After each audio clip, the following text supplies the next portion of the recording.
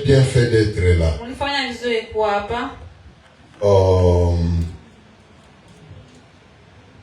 Si chacun peut se mettre debout,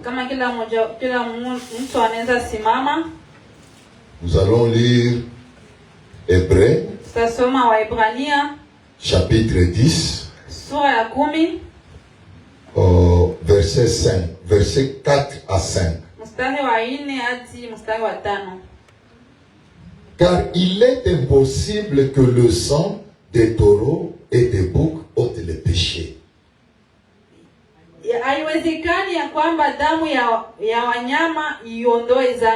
C'est pourquoi Christ,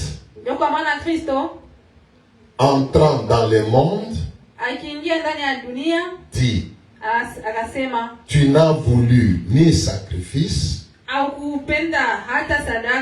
ni offrande, mais tu m'as formé un corps.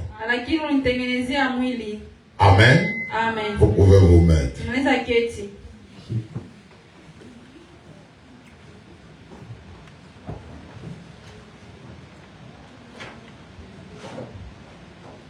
Ce corps que vous voyez ici, c'est le propre corps de Dieu.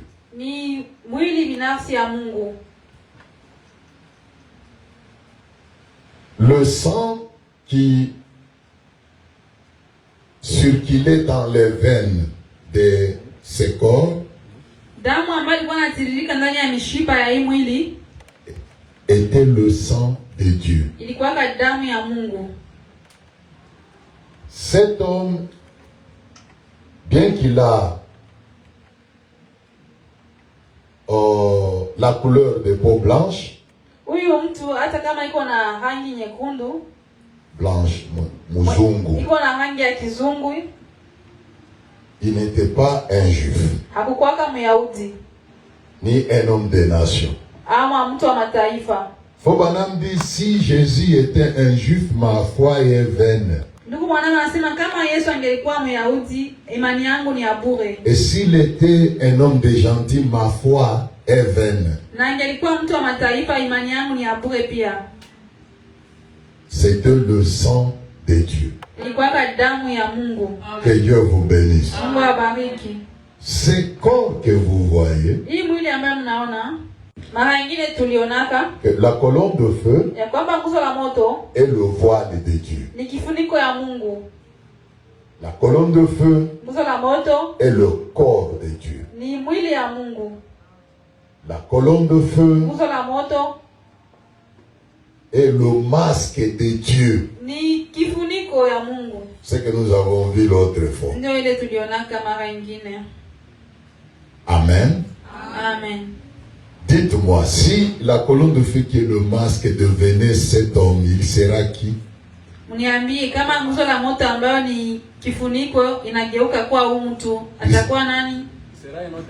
Ah, ça sera toujours un masque.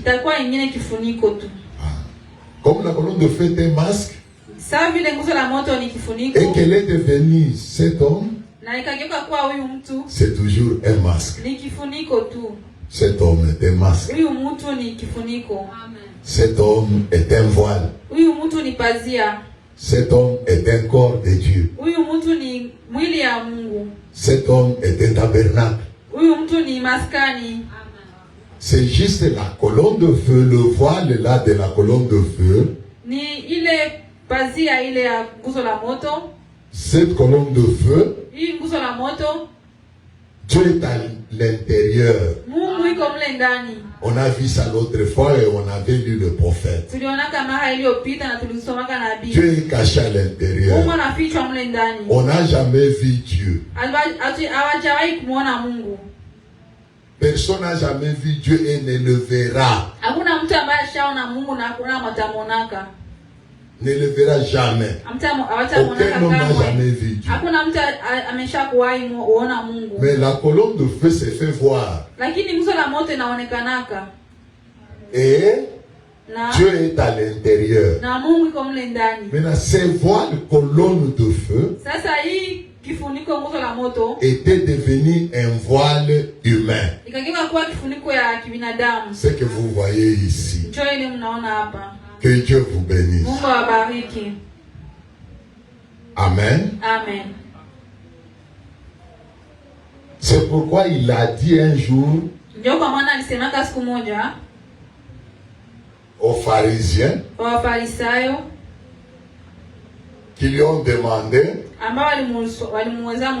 quand il parlait, quand il disait avant, vous dites que vous êtes les enfants, il disait aux pharisiens, vous dites que vous êtes des enfants d'Abraham. Mais Abraham, votre père, avait vu mon jour. Et il s'est beaucoup réjoui. Les Juifs lui ont dit, toi qui n'as même pas 50 ans, comment tu dis que tu as vu Abraham? Il dit, avant qu'Abraham fût, je suis. Que Dieu vous bénisse. Dans un bon français, ça ne se dit pas comme ça. Il allait dire, dans un bon français, avant qu'Abraham fût jeté. Mais lui a dit, avant qu'Abraham fût, je suis. Que Dieu vous bénisse.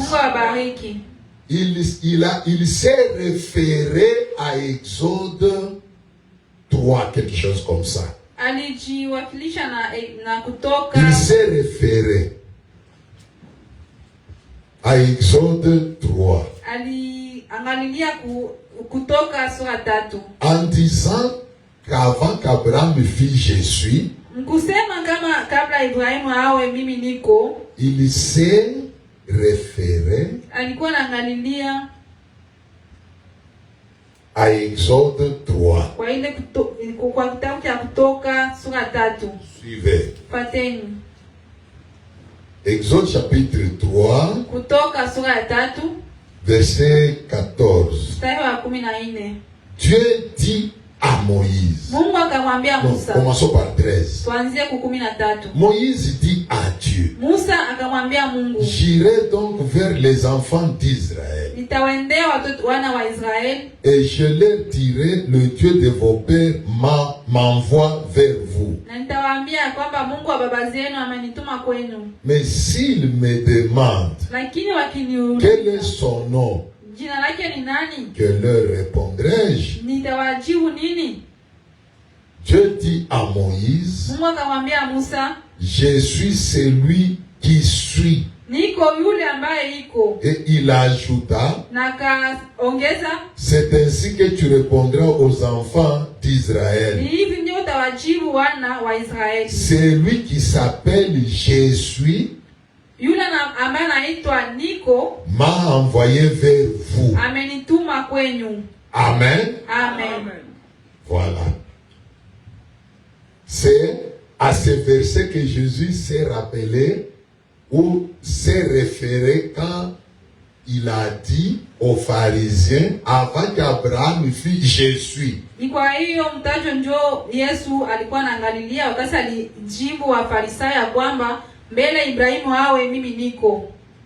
Le je suis donc, le je suis ici d'Exode 3. C'est ce feu-là qui était apparu dans le buisson devant Moïse. C'est cette lumière-là, la colonne de feu dans le buisson devant Moïse. C'était lui qui a dit à Moïse, tu diras aux enfants d'Israël, je suis, m'envoie vers vous. Amen. Amen. Maintenant, ici dans Jean chapitre 8, verset, Jean chapitre 8, verset 54, quelque chose comme ça. Jean chapitre 8,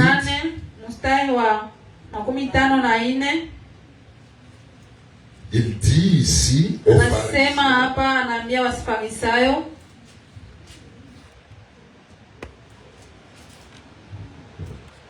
à partir du chapitre 56, à partir du verset 56. Abraham, votre père, Ibrahimu baba yenu a tressailli de joie de ce qu'il verrait mon jour. alifurahi sana ya kwamba taona siku yangu. Il l'a vu Alionaka et il s'est réjoui. na akafurahi sana. Les Juifs lui dirent, Wayahudi tu wakamwambia, n'as pas encore 50 ans hauna hata miaka 50 et tu as vu Abraham. na ulionaka Ibrahim. Jésus leur dit, Yesu akawajibu, en vérité, je vous l'ai dit, kwa ukweli nawaambia, avant qu'Abraham fût, je suis. kabla Ibrahimu awe mimi niko. Amen. Amen. Voilà. C'est Jésus, c'est je suis devant Moïse dans ces feux-là. Ule niko mbele ya Musa mwa ile moto. C'est je suis là était devenu un homme de chair. Ule niko aligeuka kuwa mtu wa binadamu. Wa mwili. C'est C'est ainsi qu'il a dit ce jour-là aux pharisiens, avant qu'Abraham fût, je suis. Donc je suis le même qui était avec Moïse là-bas. C'est moi. Kwa hiyo kaambia Wafarisayo, kabla Ibrahimu awe mimi niko. Ule niko ambaye alikuwa pamoja na Musa kule ni mimi. C'est moi. Ni mimi. Excusez, je vais un peu trouver quelque chose ici. Samahani, nitatafuta kitu fulani hapa. Suivez. Fateni. Dans ce message, Ndani ya hiyo ujumbe, questions et réponses sur le Saint-Esprit. maswali na majibu kuhusu Roho Mtakatifu. Il a prêché ça le 19/12/59. Il dit ceci, paragraphe 46. Anasema hivi ukurasa wa 16. Il a prêché ça le 19/12/59, paragraphe 46. Tarehe 19 Nous mwezi lisons. wa 12. Nous lisons. Tunasoma. Dieu avait un plan. Mungu alikuwa na mpango. Il voulait travailler parmi les hommes. Alikuwa anapenda kutumiki miongoni ya watu. Et il le manifesta dans la colonne de feu, Na akaizihirisha ndani ya nguzo la moto. qui était le feu mystique qui se tenait au-dessus des enfants d'Israël. Ambaye ilikuwa nuru ambaye eleweki, ambaye ilikuwa anasimama mbele ya wana wa Israeli.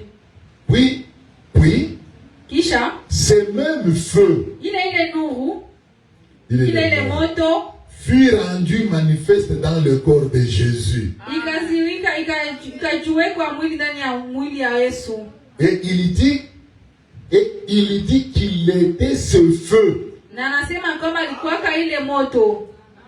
Avant qu'Abraham fût, je suis. Mbele Ibrahimu awe mimi niko. Il était ce feu. Alikuwa ile moto. Amen. Il dit, je viens de Dieu et je retourne à Dieu. Anasema mimi natoka mbaba na kwa baba na narudia kwa baba. Ubaba. Ninatoka mbaba na narudia mbaba. Et après sa mort, Na baada ya kifo chake, son ensevelissement kuzikwa kwake et sa résurrection, na kufufuka kwake, Saint Paul, Mtakatifu Paulo, alors qu'il s'appelait encore Saul, wakati alikuwa anaitwa tena, alikuwa anaitwa Sauli, le rencontra sur le chemin, akamkutana naye kunjia, sur le chemin de Damas. njia ya Damaseki. Il était retourné à cette colonne de feu. Alirudia kama ile umbo ya nguzo la moto. Une lumière Nuru l'avegla. ikamupofusha. C'est vrai. Kweli. Amen. Amen. Voilà. L'homme qui est là, Huyu mtu ambaye iko hapa, la colonne de feu était devenue corps, âme et esprit. nguzo la moto katika mwili, nafsi na roho. Était devenu un homme naturel, un homme mortel. La colonne de feu. Nguzo la moto katika kuwa mtu wa kawaida, mtu wa kukufa. La colonne de feu. Nguzo la moto. Que Dieu vous bénisse. Mungu awabariki. Amen. Amen. Retenez bien ces détails. Mushike vizuri ile machambuzi. Ces détails vont beaucoup vous servir Tawasaidia sana à comprendre là où nous allons. kuelewa kule kwenye tunaendelea kutulendekea. Que Dieu vous bénisse. Mungu awabariki. Avant sa naissance, le prophète avait déjà parlé Donc sa naissance avait été prophétisée par les saints prophètes de l'Ancien Testament. Kuzaliwa kwake kulikuwa kushatabiriwa na watakatifu wa Agano la Kale. Esaïe avait dit, Esau alisemaka, Isaya alisemaka, une fille binti moja donnera naissance à un fils. Atazalaka mwanaume. Mwana. Déjà c'est mwana, c'est déjà mwanaume. Une fille donnera naissance à un fils. Binti moja atazalaka mwana. Ou à un enfant mâle. Ama kwa mtoto moja mwanaume. Et son enfant sera appelé Emmanuel. Na yule mtoto wake ataitwa Emanueli. Ça parlait de sa naissance. Ilikuwa nazungumzia kuzaliwa kwake. Le même Esaïe ule tu Isaya a dit encore, akasema tena, un enfant nous est né. Mtoto ametuzaliwa.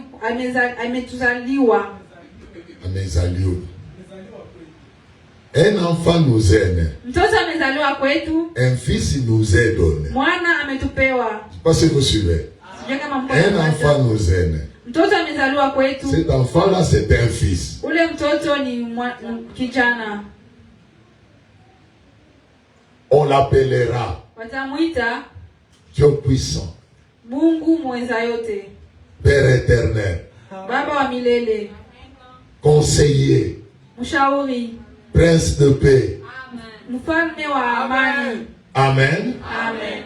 Esaïe dit, Isaya kasema, d'abord il y a un enfant qui est né. Kwanza uko mtoto ambaye amezaliwa. Et c'est un garçon. Na ni mtoto wanaume. Maintenant, plus tard, cet enfant-là, on l'appellera. Kisha baadaye ule mtoto watamuitaka. Ah. Esaïe n'a pas dit, Isaya kusemaka, l'Éternel nous est né. Wa milele amezaliwa kwetu. Ou le Tout-Puissant nous est né. Wala ule mwenza yote amezaliwa kwetu. Il a dit un enfant nous est né. Alisemaka mtoto amezaliwa kwetu. Un fils nous est donné. Mwana ametupewa. On l'appellera. Batamuitaka dans le futur. Kule mkuendelea. Que Dieu vous bénisse. Mungu awabariki. Voilà comment c'était sa naissance. Oneni hivi kwa kuzaliwa kwake. Et il fut né par une fille vierge, la Vierge Marie. Akazaliwa na binti Bikira Maria. Dieu avait dit au serpent, Mungu aliambiaka nyoka,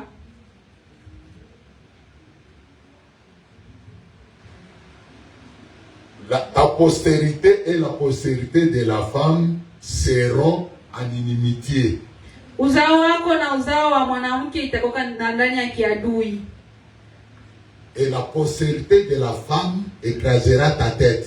Na uzao wa mwanamke itafunyaga kichwa chako. Est-ce que tout le monde est là? Tout ça, ça parlait de la naissance de Jésus.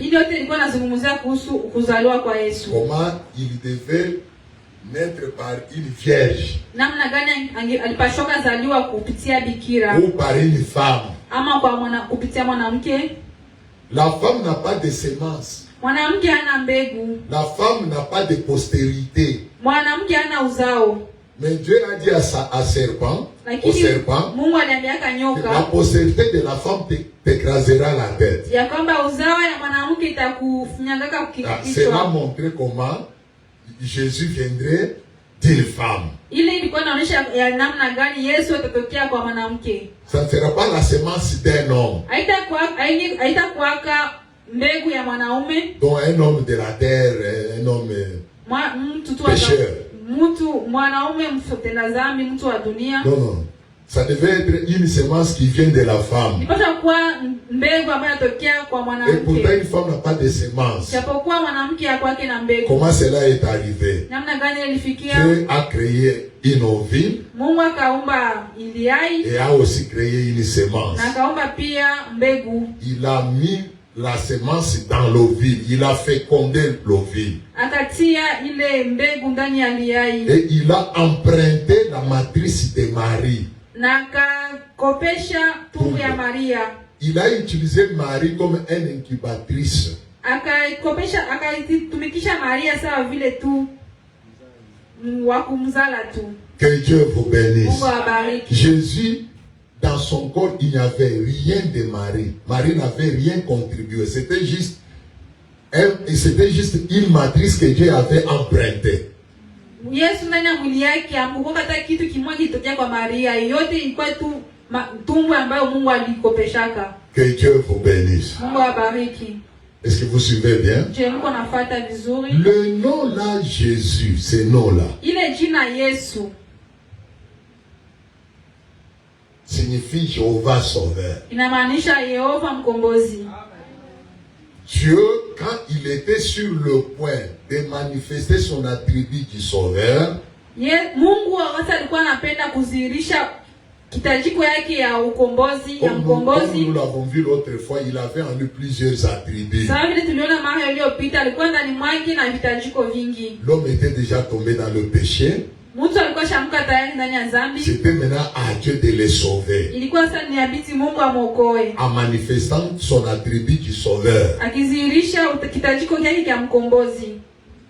Alors maintenant, quand il est arrivé pour lui le moment de manifester cet attribut, sasa ilipofika wakati kwake ya kuzihirisha ile kitajiko, lui Dieu a pris le nom Jésus. Yeye Mungu akamata jina la Yesu. Qui signifie maintenant je vais aller sauver l'homme. Ambayo inamaanisha sasa nataka kwenda kumkomboa mtu. Jésus signifie Jéhovah Sauveur. Yesu inamaanisha Yehova mkombozi. Est-ce que tout le monde est là? Je kila mtu kwa hapo. Lui Dieu, lui a pris ce nom là. Yeye Mungu akamata ile jina.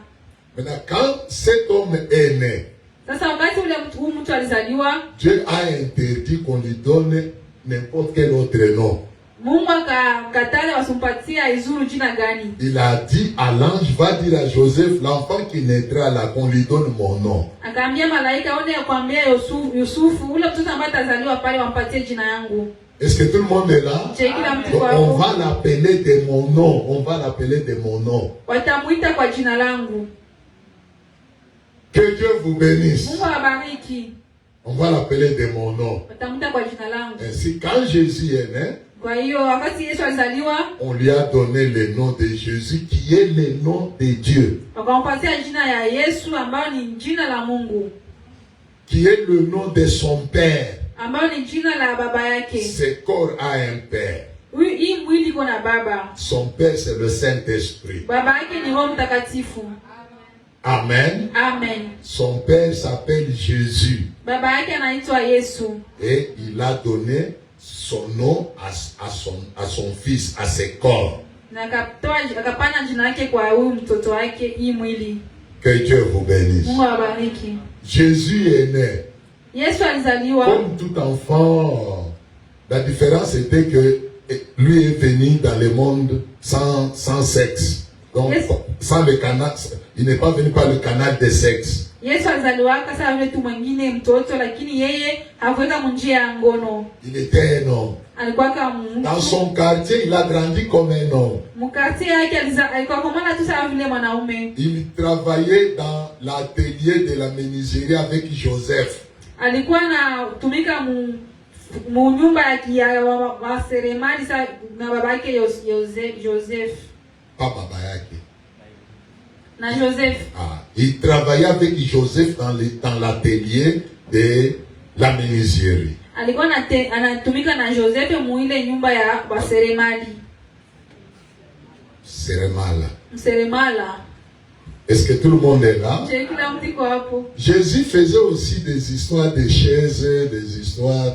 Il pouvait aussi vendre ça. Il travaillait. Yes, alikuwa tengeneza mabiti na ngioza kata kuuzisha. Alikuwa anatumika. Mais lui travaillait beaucoup à la charpente. Lakini yeye alikuwa anatumika sana charpente.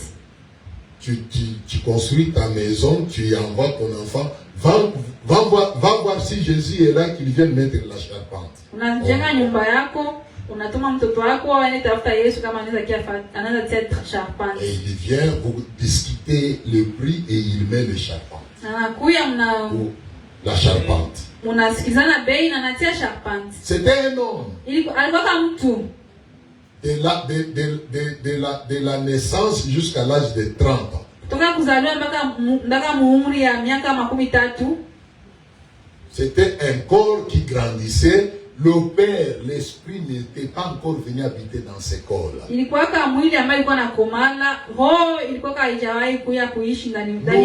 pas que ces corps, c'est la colonne de feu. Est-ce que tout le monde est là? C'est un voile, c'est un masque. La colonne de feu, le masque colonne de feu, le voile colonne de feu était devenu un voile humain. Ile kifuniko nguzo la moto, kifuniko nguzo la moto ikageuka kuwa kifuniko wala pazia ya kibinadamu. Était devenu un temple, un tabernacle humain. Ikageuka kuwa maskani ya kibinadamu. Voilà pourquoi j'ai besoin du temps. Ndio kwa maana niko na haja ya wakati. Venez à temps. Muje mbele ya wakati. Nous sommes dans un grand enseignement. Tuko ndani ya mafundisho makubwa. Que Dieu vous bénisse. Mungu awabariki. Est-ce que tout le monde est là? Kila mtu kwa hapo. Nous allons lire Frère Wana. Tutasoma ndugu Bwana. Excusez-moi. Samahani.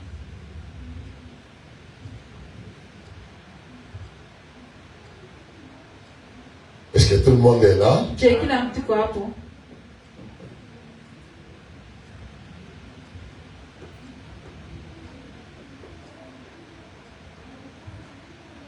Excusez, je vais retrouver les Écritures. Nous allons lire ensemble. Tutasoma pamoja.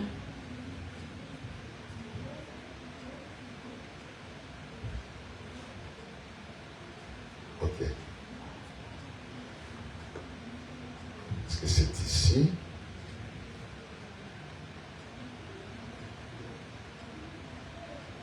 Un paradoxe. Il a prêché ça le 6 de 64. Paragraphe 282. Le 6 février 64, paragraphe 282. Et ces petits garçons, un enfant de 12 ans, sans sagesse du tout, eh bien, mais ce n'était qu'un petit garçon de 12 ans. Le père n'habitait pas en lui en ce moment-là. Parce qu'il est venu le jour où Jean le baptisa. Jean vit l'Esprit de Dieu descendre. Et entrer en lui. Est-ce que tout le monde est là? L'Esprit de Dieu, c'est Dieu lui-même. L'Esprit de Dieu, c'est ça son Père, non? Le Saint-Esprit, c'est ça son Père, non? C'est ça son Père. La Bible dit, le Saint-Esprit couvrira Marie de son ombre.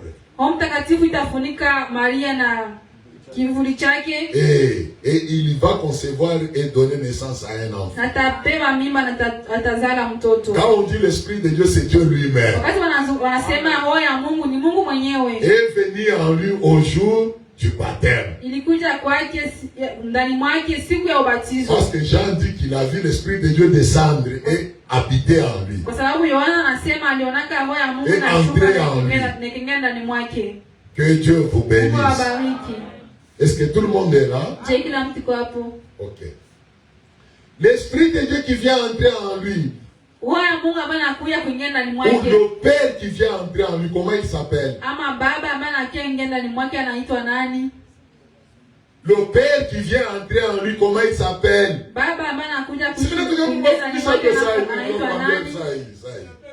Voilà. Oui.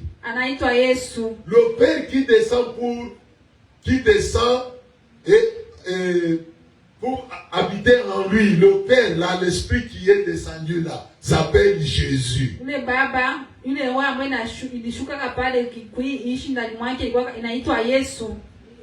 Amen. Amen. Jésus Yesu est descendu alishukaka au jour du baptême siku ya ubatizo pour habiter en Jésus. ili apate kuishi ndani ya Yesu. Jésus le Père Yesu Baba est descendu au jour du baptême alishukaka siku ya pour ubatizo habiter dans le tabernacle. ili apate kuishi ndani ya maskani. Jésus. Yesu C'était Jésus ilikuwaka Yesu en Jésus. ndani ya Yesu. Amen. C'était Jésus Ilikuwaka en Yesu Jésus. ndani ya Yesu. Donc à l'est, Ndio kusema mashariki Dieu avait un tabernacle appelé Jésus. Yesu Mungu alikuwa na maskani ambayo ilikuwa inaitwa Yesu. Lui-même Jésus avec un tabernacle appelé Jésus. Yeye mwenyewe Yesu pamoja na maskani ambayo inaitwa Yesu. Est-ce que tout le monde est là? Je kila mtu kwa hapo. Nous voudrions voir Jésus. Nikipendelea kumuona Yesu. Il a prêché ça le 12/6/58. Alihubiri tarehe 12 mwezi wa 6. Le 12/6/58. Écoutez. Sikilizeni. Paragraphe 55. Le 12/6/58, paragraphe 55. Écoutez. Sikilizeni. Quand il était ici sur terre, Wakati alikuwa hapa dunia, combien savent que cette colonne de feu qui suivait les enfants d'Israël dans le désert, wangali wanajua ya kwamba hili nguzo la moto ambayo ilikuwa inafuata watoto wa Israeli ndani ya jangwa c'était Christ, ilikuwa ni Kristo, l'ange de l'alliance? malaika wa agano. Très bien. Vizuri. Regardez au tableau si vous pouvez voir ça, si vous pouvez aussi lire. Angalia ubaoni kama mnaweza. Et combien savent que c'était Jésus dans Jésus? Na wangali wanajua ya kwamba ilikuwa Yesu ndani ya Yesu? Combien savent que c'était Jésus en Jésus? Wangali wanajua ya kwamba ilikuwa Yesu ndani ya Yesu? C'est même esprit. Ile roho.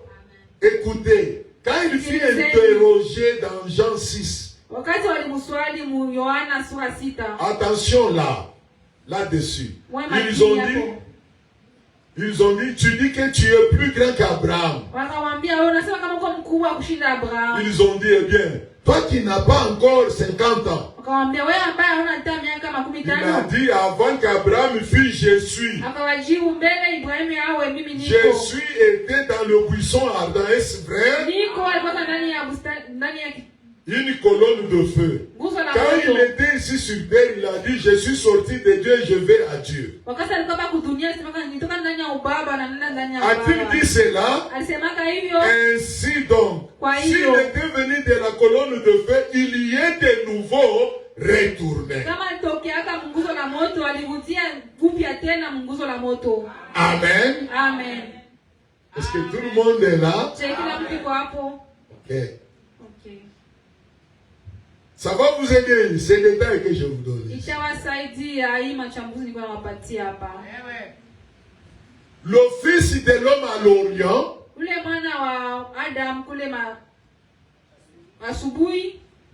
c'était un homme. Un prophète. Il connaissait les secrets de cœur des gens.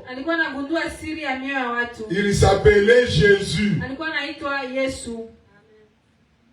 Amen. Amen. Il y avait Jésus le corps, dans lequel habitait Jésus l'esprit. Amen. Amen. À l'ouest, il y a eu un autre tabernacle. C'est pourquoi aux États-Unis, il y a une église qu'on appelle Branham Tabernacle. Branham Tabernacle, c'était cet homme lui-même. Cet homme-là était Branham Tabernacle. Cet homme-là, lui-même, cet homme-là était Branham Tabernacle. Dans Branham Tabernacle, il y avait Jésus. À l'est, c'était Jésus tabernaclé en Jésus. À l'ouest, c'était Jésus tabernaclé en Branham. Est-ce que c'est clair? C'est pourquoi quand nous nous adorons, tunaabudu. Nous ne pouvons jamais adorer le tabernacle. Hatuwezi abudu maskani. Hapana. Nous adorons Tunaabudu celui qui habitait dans ce yule tabernacle-là. anaishi ndani ya ile maskani. Est-ce que c'est clair? Je, iko wazi? Que Dieu vous bénisse. Mungu awabariki. Jésus disait toujours, Yesu alikuwa anasemaka kila mara, le Père habite en moi. Baba Le anaishi Père ndani habite en mwangu. moi. Baba Il anaishi disait ndani la mwangu. vérité. Alikuwa anasema Le kweli. Père habite en moi. Baba anaishi C'est ndani lui qui mwangu. accomplit tous les œuvres que vous voyez ici. Yeye ndiye anatimizaka hii matendo yote mnaonaka. Le Père qui habitait en lui s'appelait Jésus. Yule baba alikuwa anaishi ndani mwake alikuwa anaitwa Yesu. Maintenant, le même Père Sasa yule baba est venu habiter en Frère Branham pour accomplir Luc 17:30. alikuyaka kuishi ndani ya ndugu Branham ili atimize Luka 17:15. S'appelant toujours Jésus. Akiitwa tu Yesu. Je ne sais pas si vous me suivez. Nous allons lire quelque chose. Tutasoma kitu fulani. Les événements modernes rendus clés par la prophétie. Les événements modernes rendus clés par la prophétie. Il a prêché ça les 6-12-65. Les 6-12-65, paragraphe 175. Dieu a mis son nom en Jésus. Mungu alitiaka jina lake ndani ya Yesu. Voyez, Dieu a un nom. Mungu iko na jina. Maintenant, il a mis son nom là en Jésus. Sasa katia ile jina ndani ya Yesu. Dieu Mungu a un nom. iko na Et jina. avait mis son nom en Jésus. Na alitiaka ile jina yake ndani ya Yesu. Le croyez-vous? Unayamini? Il était le Fils de Dieu. Alikuwaka mwana wa Mungu. Chaque fils vient au nom de son Père. Kila mwana anakuyaka mjina la babake. Il a dit, je suis venu au nom de mon Père. Alisemaka ninakuja mjina la Et babake. vous ne me recevez pas. Na munipokee. Je suis venu au nom de mon Père. Nilikuya mjina la baba yangu. Vous êtes venus au nom de votre Père. Ninyi mlikuya mjina la baba yenu. Jésus est venu au nom de son Père. Yesu alikuyaka mjina ya baba yake. Par conséquent, Kwa hiyo le nom de son Père est jina la baba yake ni Yesu. Amen. Amen. Par conséquent, Kwa le hiyo nom de son Père est. jina ya baba yake ni Yesu. C'est exact. Ni hivyo. En effet, il est venu au nom de son Père. Kuyaka mjina ya baba yake. Que Dieu vous bénisse. Mungu awabariki. Lui, le tabernacle, Yeye maskani il portait le nom de son Père. alikuwa anabeba jina ya baba yake. Le tabernacle et celui qui était dans le tabernacle portait le même nom à l'est. Maskani na yule ambaye alikuwa ndani ya maskani walikuwa wanabeba jina moja kule mashariki. Amen. Amen.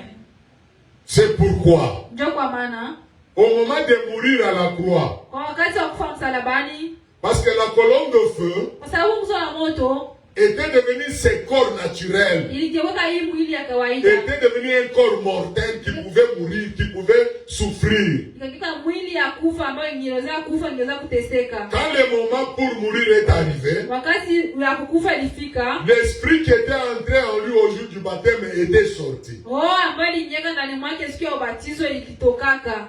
Donc Jésus était sorti en Jésus. Ndio kusema Yesu akatoka ndani ya Yesu. Parce que l'esprit là s'appelle Kwa sababu ile roho inaitwa Yesu. Jésus était sorti. Yesu alitokaka. A laissé Jésus le corps. Akaacha Yesu mwili. C'est pourquoi il disait, Père, Père, pourquoi m'as-tu? Ndio kwa maana alikuwa anasema Baba, kwa nini umenitupilia? Que Dieu vous bénisse. Mungu awabariki. Frère Branham dit, Ndugu Bwana anasema, s'il était allé à la croix kama angeendaka msalabani en tant que Dieu, sawa vile Mungu, avec cette divinité plénitude en lui, na pamoja na ile uungu wa kamilifu ndani mwake, personne ne pouvait le tuer. hakuna mwenye angeweza kumuua. Parce qu'on ne peut pas tuer Dieu. Kwa sababu hawezi kumuua Mungu. Est-ce que c'est clair? Je, iko wazi? Excusez, je vais vous trouver ça. Samahani, nitawatafutia hayo. Voilà. C'est le lever du soleil. Ni kuamka kwa jua. Il a prêché ça le 18/4/65. Alihubiri tarehe 18 mwezi wa 4 mwaka wa. Vous devez connaître le Dieu que vous adorez. Unapaswa kumjua Mungu ambaye mnaabudu. Dans le cas contraire, Kama iko vile, vous allez être ces adorateurs-là qui adorent un Dieu inconnu. mtakuwa wale waabudu ambao wanaabudu Mungu ambaye hawamjui. Lever du soleil, il a prêché ça le 18/4/65, paragraphe 241. Kuamka kwa jua Lubiri. Ici, je suis en train de lire la version de la voix de Dieu. J'ai choisi cette version, j'ai trouvé que c'était bon. Hapa niko na soma ile matafsiri ya C'était bon, mais j'ai choisi ça. 241, suivez. L'esprit l'a quitté Roho ikamtoka dans le jardin de Gethsemane. kule kubustani ya Getsemani. L'esprit qu'il avait quitté là, n'est-ce pas que c'est ça son père? Ile roho ambayo mtoka pale iko ndio baba yake. Oui, Jésus était le fils du Saint-Esprit. Kwa sababu Yesu alikuwa mwana wa Roho Mtakatifu. Qui est Dieu. Ambaye ni Mungu. Maintenant, l'esprit est entré en lui quand? Est entré en lui quand? Au jour du baptême. Arrivé dans le champ de Gethsemane, l'esprit a fait quoi? Il fallait qu'il meure comme un homme. Souvenez-vous, mes amis, il n'était pas obligé de faire ça. C'était Dieu. Dieu avait oué cette chair qui était une chair humaine. S'il était allé là-bas, c'est pourquoi j'ai choisi cette version. Parce que là-bas, on dit s'il était parti en haut. Ah, mais ici, s'il était allé là-bas au Golgotha, au calvaire, à Golgotha au calvaire, s'il était allé là-bas en tant que Dieu, il ne serait jamais mort de cette mort-là. On ne peut pas tuer. Est-ce que le monde a bichoma? On ne peut pas tuer. Voilà. Que Dieu vous bénisse. Et Dieu a laissé ce corps-là pour subir la mort. Ce matin-là, au grand matin-là, Dieu est venu entrer dans ce corps et le faire ressortir de la tombe. Parce que la Bible dit, c'est Dieu qui ressuscita Jésus d'entre les morts.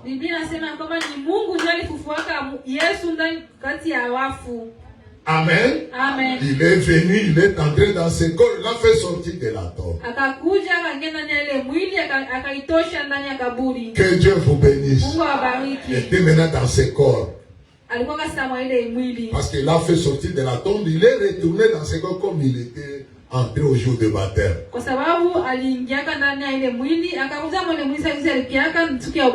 Voilà, il est retourné dans ce corps. Il a marché avec les disciples pendant 40 jours. Le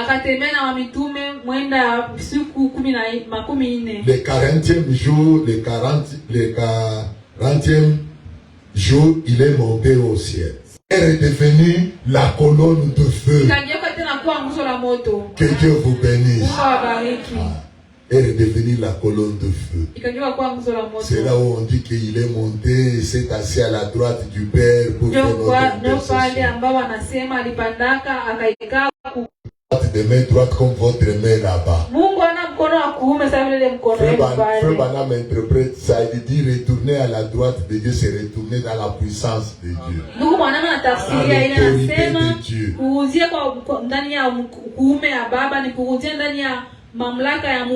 Être assis à la droite, il dit la droite c'est la puissance et l'autorité de Dieu. Donc il est retourné dans l'autorité de Dieu. Il est retourné dans la colonne de feu.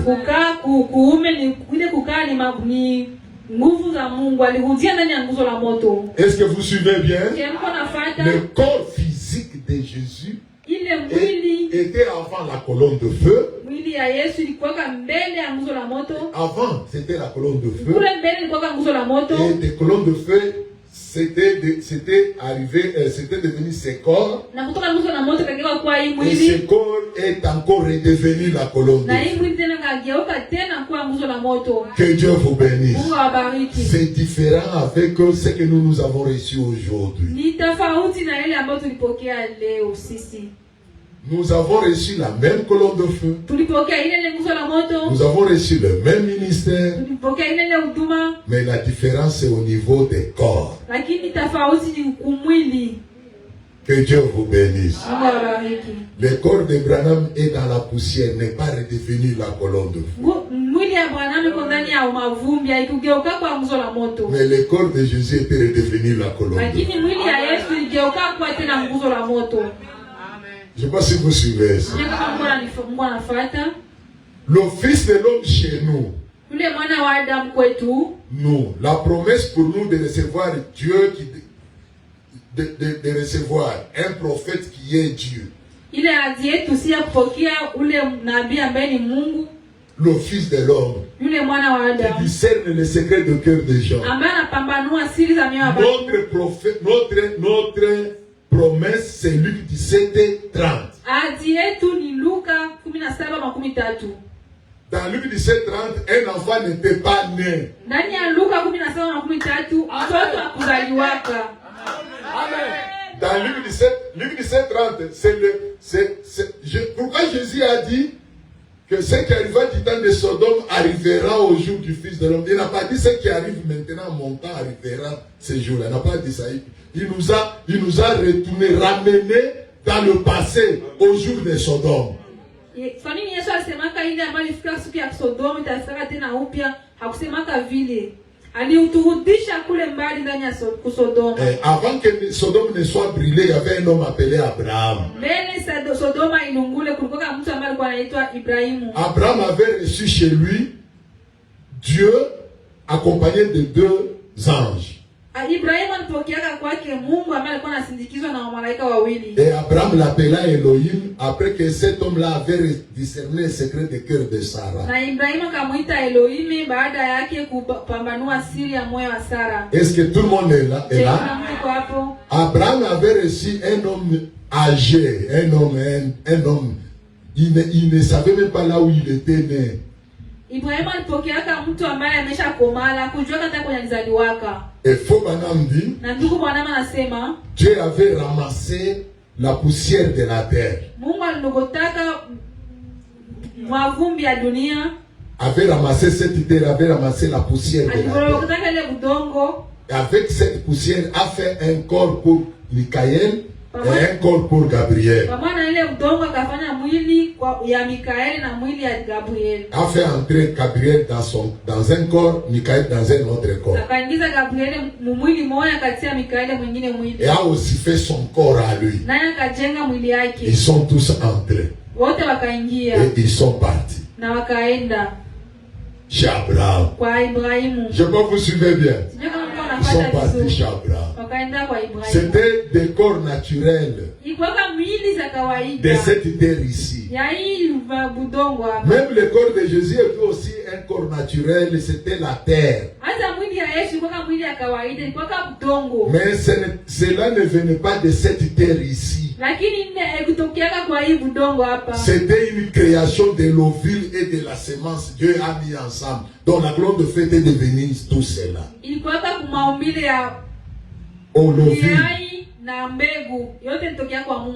Amen. Amen. Est-ce que vous suivez bien? Voilà. Alors c'est pourquoi la Bible dit Jésus, il est le premier de la création de Dieu.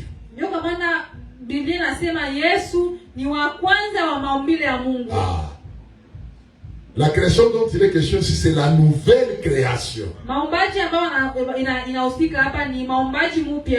Que Dieu vous bénisse. Mais tandis que l'homme de Sodome, c'était un corps ramassé à cette poussière ici, à cette terre maudite ici. Cet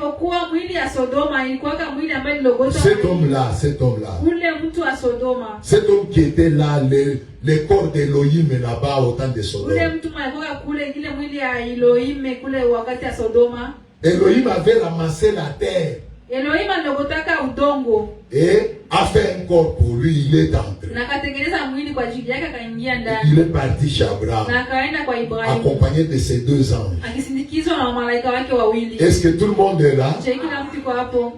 Bien que ce corps-là était un corps que Dieu avait formé, Hata kama ile mwili ilikuwa mwili ambao Mungu alitengenezaka. vous ne voyez pas que Dieu n'avait pas utilisé ce corps-là pour nous sauver. Amuone kama Mungu akutumikisha ile mwili apate kutukomboa. Parce que c'était un corps imparfait. Sababu ilikuwa mwili ambayo haikamiliki. C'était ramassé de cette terre.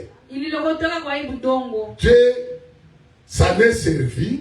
Mungu akaitumikishaka. Et après, Na baadaye ce corps-là, ile mwili Dieu l'avait renvoyé à la terre. Mungu akairudisha kwa udongo. Ce corps-là était mort. Ile mwili kakufa. Dieu l'avait ramené à la terre. Mungu akairudisha kwa udongo. Et quand Dieu a ramené ce corps à la Na terre, wakati Mungu alirudisha ile mwili kwa udongo, lui, Dieu a continué son voyage dans la colonne en étant la colonne de feu. yeye Mungu akaendelesha safari yake akiwa nguzo la moto. Parce que Moïse, le Dieu que Moïse avait vu, c'était le même là, les jours d'Abraham, c'était la colonne de feu. Kwa sababu Mungu ambaye Musa alionaka ilikuwa kama yule Mungu kusudi siku ya Ibrahimu ilikuwa kama nguzo la moto. Est-ce que tout le monde est là? Je, kila mtu yuko hapo. Maintenant Jésus dit, Sasa Yesu anasema nous recevrons le Fils de l'homme comme c'était à l'époque là, avant que les Sodomes ne soient brûlés. tunapokea yule mwana wa Adamu kama ilikuwa kule mbele kabla Sodoma yalunguzwa. C'est-à-dire, nous recevrons la personne là qui était devant Abraham avant que Sodome ne soit brûlée. Nikisema tutapokea yule mtu alikuwa mbele ya Ibrahimu mbele kabla Sodoma yalunguzwa. Notre Fils de l'homme, nous les nations, ça ne sera pas cet homme ici. Yule mwana wa Adamu wetu sisi wa mataifa haitakuwa huyu mtu hapa. Ça sera comme à Sodome. Itakuwa sawa vile kule Sodoma.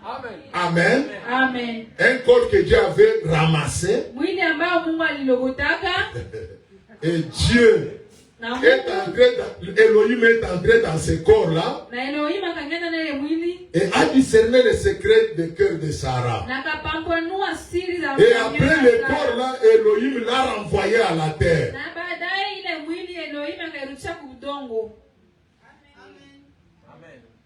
Que Dieu vous bénisse. Mungu awabariki. Amen. Amen. Je vais vous prendre 30 minutes. Là où je suis arrivé, si j'arrêtais ici, je sens que je ne dois pas arrêter ici. Que Dieu vous bénisse.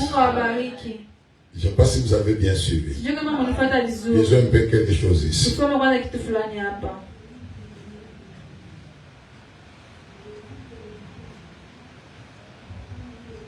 Quand leurs yeux s'ouvrirent,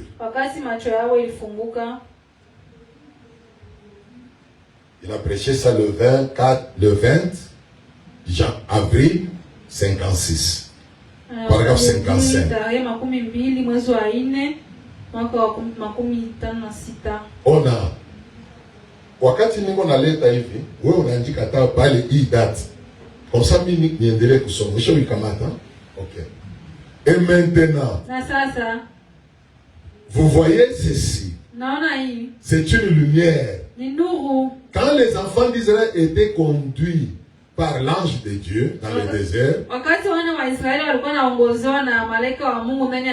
qu'était-ce? Une colonne de feu. Est-ce vrai? Exode chapitre 13. Dieu gardait cela pendant le jour. Cela ressemblait à une lumière blanche, comme une nuée. Et pendant la nuit, c'était une lumière. Bon, c'était Christ. Combien savent cela? Eh bien, s'il est le même hier, aujourd'hui, éternellement, s'il a dit, je viens de Dieu et je retourne à Dieu, et puis, quand il était ici sur terre, il était un homme dans la chair. Quand il est retourné, son corps physique est allé dans la présence de Dieu et il est redevenu la lumière. nuru. Amen. Amen. Qu'est-ce qui était devenu la lumière? Nini ligeuka kuwa nuru? Voilà. Son corps physique Ile mwili yake ya kimutu est allé à Dieu ikaendea kwa et elle est devenue na ikageuka kuwa nuru. ce que vous voyez. Ndio ile mnaona pale. C'est le corps physique de Jésus. Ni mwili ya kimutu ya Mungu, ya Yesu. Amen. Amen. Et toujours Dieu est à l'intérieur là-bas. Na Mungu akiwa tu mle ndani. Que Dieu vous bénisse. Mungu awabariki. Maintenant c'est différent Sasa ni tofauti avec ce qui est arrivé chez nous. na ile ambayo tufikia sisi. Nous c'est Luc 17:30. Sisi ni Luka 17:13. Luc 17:30. Luka 17:13. C'est un homme, un corps imparfait, un corps pécheur. Ni mwili ambaye kamiliki, mwili ya dhambi. Mais la différence est que Lakini tofauti kwa kwamba le sang de Jésus a lavé le corps là. damu ya Yesu Aujourd'hui. ilisafisha ile mwili leo. Amen. Amen. Et la colonne de feu Na nguzo la moto qui est Jésus-Christ ambayo ni Yesu Kristo est entrée dans ce corps là iliingia ndani ya ile mwili pour accomplir Luc 17:30. ili ya kutimiza Luka 17:13. À l'est, Kule mashariki Elohim, Elohim, Dieu lui-même, Mungu mwenyewe était dans son propre corps. alikuwa ndani ya mwili yake binafsi. Un corps qui n'a pas laissé pourrir dans la terre. Mwili ambaye kuachaka ioze ndani ya Il udongo. l'a ressuscité et le corps était redevenu la colonne de feu. Alifufuaka na ile mwili kageuka kuwa nguzo la moto. Mais à l'ouest, Lakini magharibi ce n'était pas son corps à lui. kuwaka mwili yake. Suivez. Fateni. À l'ouest, Kule magharibi Dieu, ce n'était pas son corps. Mungu alikuwaka mwili yake. C'était le corps de William Branham. Ilikuwaka mwili ya William Branham. Nous lisons un super signe. Tunasoma ile isi halisi. Ishara halisi. Est-ce que tout le monde est là? Kila mtu kwa hapo. Super signe, il a prêché ça le 27/12/59. Le 27/12/59, paragraphe 82. Suivez. Cela ne fait donc pas d'elle une déesse, ne fait pas de Marie une déesse. Ile ifanye kwa Maria akwe Mungu. Le fait que Marie a mis au monde Jésus ne fait pas de lui une déesse. Ile kusema jumu ila Maria alizala Yesu imfanye kwa Mungu wa kike. Il a juste emprunté les seins de la femme.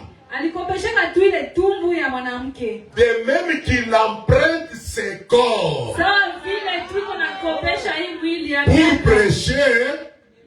ili kuhubiri injili. Amen. Amen. Ici chez nous, Huku kwetu il emprunte les corps anakopesha mwili pour prêcher l'évangile. ili apate kuhubiri Mais injili. là-bas à l'Orient, Lakini kule c'était son corps, ilikuwa mwili wake. son propre corps. Mwili yake binafsi. Je ne sais pas si ça entre bien. Sijui kama tunasikia vizuri. Amen. Je ne sais pas si ça entre bien. Amen. Sijui kama inaeleweka vizuri. Amen. Le véritable saut de Pâques, paragraphe 218. Le véritable saut de Pâques, paragraphe 218. Il a prêché ça le 2/4/61. Le 2/4/61. Voyez simplement, Kuhusu Dieu vous connaît. Mungu anakujua. Et s'il peut me révéler par son Saint-Esprit, Na kama anaweza kunifunulia kupitia Roho Mtakatifu le wake. Christ ressuscité qui est venu ici, Yule Kristo alifufuka pour que mon esprit s'en aille ili roho yangu iende. maintenant et son esprit entre. Roho yangu iende sasa na roho yake ingie. Pour vous montrer donc si oui ou non il est vivant. Ili nikubaonesha kama ni kweli ama hapana, kama aliko hai. Maintenant, Sasa je ne vous connais pas. sikujui. C'est moi. Ni mimi. Moi et mon esprit. Mimi mwili na roho yangu. Nous ne vous connaissons pas. Hatukujui. Mais lui vous connaît. Lakini yeye anakujua. Mais Lakini il désire emprunter mon corps anapendelea kukopesha mwili wangu pour prouver qu'il est le Christ ressuscité. ili athibitishe kama ni Kristo ambaye aliyefufuka. Je suis très heureux de le lui prêter, Niko mwenye heri kumkopesha hii mwili yangu, de le lui donner kumpatia mwili yangu pour tout ce qu'il peut en tirer. ili afanye yote ambayo anaweza ifanya. Amen. Amen. Vous voyez? Le Naona Fils de l'homme à l'Orient, yule mwana wa Adamu kule mashariki c'était Dieu dans son propre corps, son corps à lui. alikuwa kama Mungu ndani ya mwili yake binafsi. Ici à l'ouest, Huku magharibi c'est le même Dieu ni yule yule Mungu dans un corps emprunté. ndani ya mwili ambaye alikopesha. Amen. Amen. Pour adorer Frère Branham, Ili kumwabudu ndugu Branham, vous devrez être séduit mnapata kama mmedanganywa. par des démons. Kuna mapepo Parce qu'il n'y a pas de place. kwa sababu hakuna nafasi. Il n'y a pas de place. Hakuna nafasi. Ah, dans tous les programmes de Dieu, il n'y a pas une place pour adorer Frère Branham. Ndani ya mpango wote ya Mungu hakuna nafasi ya mwili ya kuabudu ndugu Il Branham. n'y en a pas. Haiko hapo. Il n'y en a pas. Hakuna nafasi. Est-ce que tout le monde est là? Je kila mtu kwa Voilà, hapo. le fils de l'homme à l'est Yule mwana wa Adamu kule et mashariki le fils de l'homme à l'ouest. na mwana wa Adamu huku magharibi. C'est pourquoi William Branham dit Ndio kwa maana William Branham anasema si hivi. je peux trouver quelque chose. Kama naweza pata kitu fulani. William Branham dit une chose ici, William Branham anasema kitu fulani hapa. dans le message La sémence de discorde. Ndani ya ujumbe, Est-ce que je peux trouver ça dans la sémence de discorde? ndani ya ujumbe mbegu ya itilafu. Excusez-moi. Samahani. Oh, ok. La sémence de discorde, Mbegu ya itilafu, paragraphe 30. ukurasa wa 13. Il a prêché ça le 18 janvier, Alihubiriaka tarehe 18 mwezi 1965. wa kwanza le 18 janvier 1965. 65. Le 18 janvier 1965. Écoutez comment il dit. Sikilizeni anasema nini. Est-ce que tout le monde est là? Je kila mtu kwa hapo. Quand un homme Wakati mtu est là à dire iko pale akisema qu'il est prédicateur de l'évangile kama ni mhubiri wa Injili et qu'il déclare que na anatamka kwamba les jours de miracles sont passés. siku za miujiza zishapita. Ça c'est la sémence de discorde. Ile ni mbegu ya itilafu. Quand un homme est là Wakati mtu iko pale à dire qu'il est ministre, na kusema kama ni mhuduma, pasteur d'une église mchungaji quelque wa part, kanisa fasi fulani, et qu'il ne croit pas que na haamini ya kwamba Jésus-Christ est le même Yesu Kristo ni yule yule dans les moindres détails. ndani ya machambuzi hata kidogo kidogo, Dans les moindres détails. ndani ya machambuzi kidogo kidogo hata kidogo kidogo. Vous êtes marié, ma fille. Tu dis quoi? Je dis quoi? Ah. Quand un homme Wakati mtu est là iko à pale dire qu'il est ministre, akisema kama iko mhuduma, pasteur mchungaji d'une église wa kanisa quelque part, fasi et fulani, qu'il ne croit pas na haamini que Jésus-Christ ya kwamba Yesu Kristo est le même ni yule yule dans les moindres détails, ndani ya machambuzi kidogo, kwa machambuzi yote, kwa machambuzi yote, kwa machambuzi yote, unanirudisha nyuma, et qui ne croit pas que Jésus-Christ naamini ya kwamba Yesu est Kristo le même ni yule dans yule les moindres ndani détails, ya machambuzi à yote, l'exception du corps physique. kutosha mwili wake wa kimtu, Le même hier, aujourd'hui et pour toujours. yule yule jana leo na hata milele. Ça, c'est la sémence de discorde. Ile ni mbegu ya itilafu. Amen. Amen. Pour Frère Branham, Kwa ndugu Branham, tout vrai ministre aujourd'hui kila mtu leo doit prêcher Jésus-Christ, anapaswa kuhubiri Yesu Kristo le même, yule dans tous les détails. ndani ya machambuzi yote. Amen. Amen. Dans tous les détails. Ndani ya machambuzi yote. Amen. Amen. À l'exception du corps physique. Kutosha ile mwili ya kimutu. Amen. Amen. Jésus-Christ est venu. Amen. Yesu Kristo alikuja. Amina. Elohim lui-même, sous la forme de son prophète. Amen. Elohim yeye mwenyewe muumba ya nabii wake. Amina. Mgonga na pambanua siri za mioyo ya watu. Amina. À l'exception du corps physique. Parce que ce n'est pas le même corps. Kutosha ile mwili ya kimutu ya Yesu. Sababu haiko ile mwili. Mais c'est le même ministère. Lakini ile huduma. C'est le même fils de l'homme. Yule mwana wa Adamu. Mais pas le même corps. Lakini hapana ile mwili. Tout celui qui prêchera Jésus-Christ c'est le même. Kile yote matahubiri Yesu Kristo yule. Sans faire l'exception, sans écarter le corps physique. Bila kutosha ile mwili ya kimutu. C'est une semence de discorde. Ni mbegu ya itilafu. Amen. Amen. Tout celui qui dira non, la plénitude ne peut pas habiter dans faux banane est une semence. Kila yote matasema uungu yote haishi ndani ya ndugu Branham ni mbegu ya itilafu. Amen. Amen. Amen. Oh frère Branham, frère Branham, il n'a pas réussi tout Dieu en lui, il n'avait pas la plénitude. C'est une semence de discorde. Un vrai prédicateur aujourd'hui doit prêcher Jésus-Christ c'est le même dans chaque détail, à l'exception du corps physique.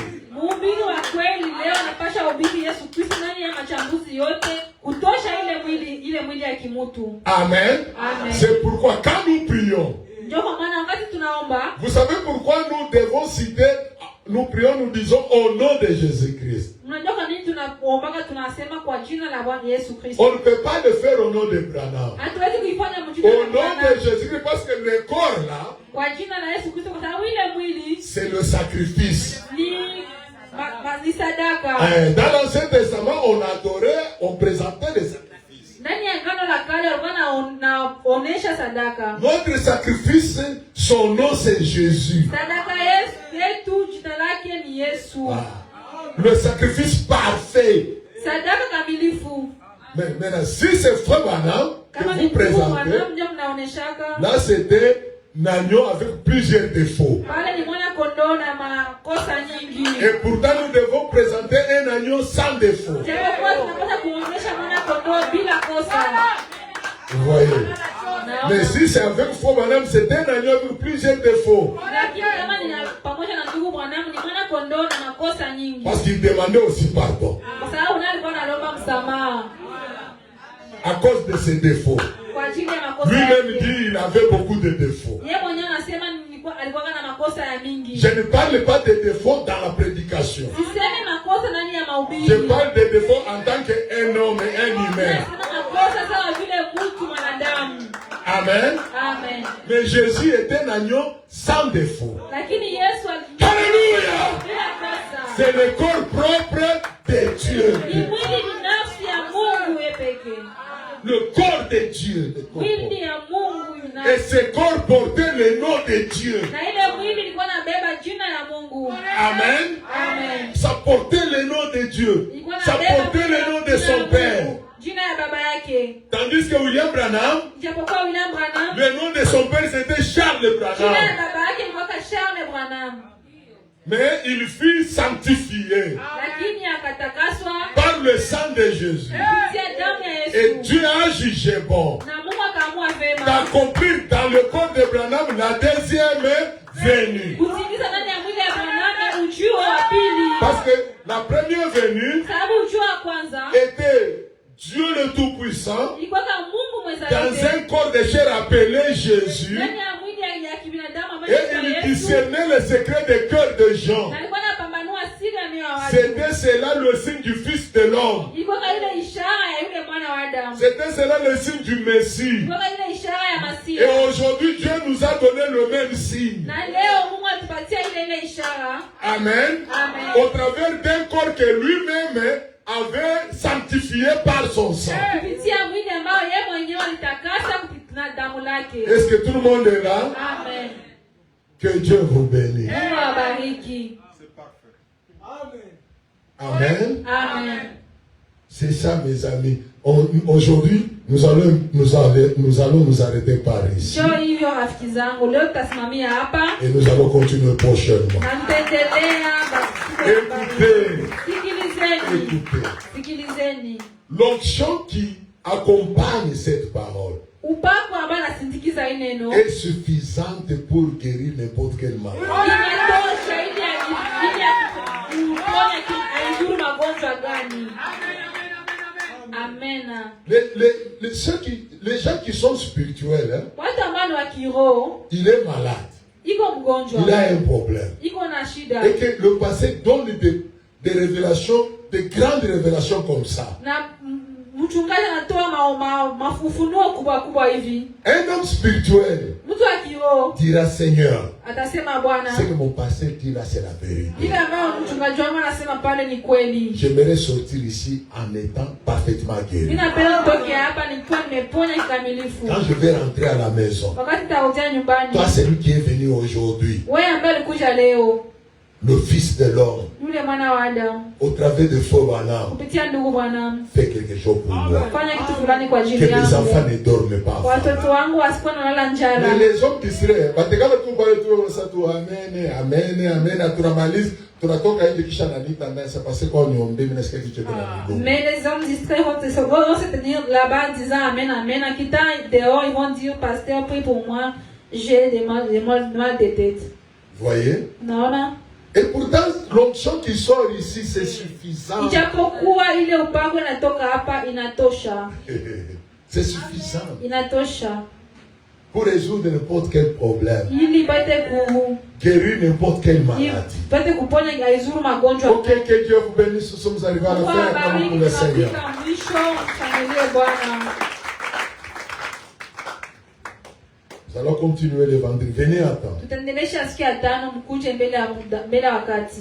Il y a beaucoup de citations qui sont restées. Kuko mitajo mingi ambayo inabakia. Nous parlerons de ça le vendredi. Tutaizungumzia siku ya tano. Que Dieu vous bénisse. Mungu awabariki.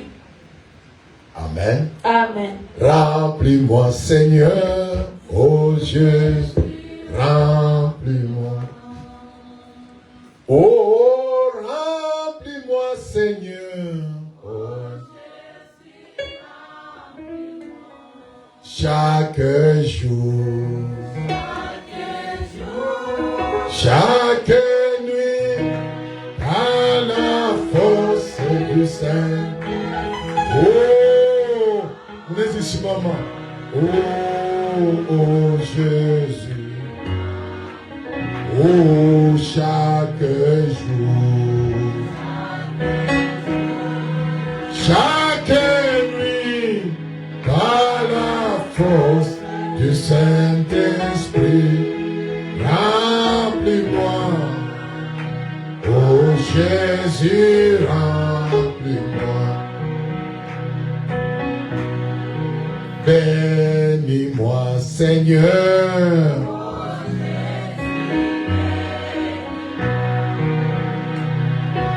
Oh, bénis-moi, Seigneur.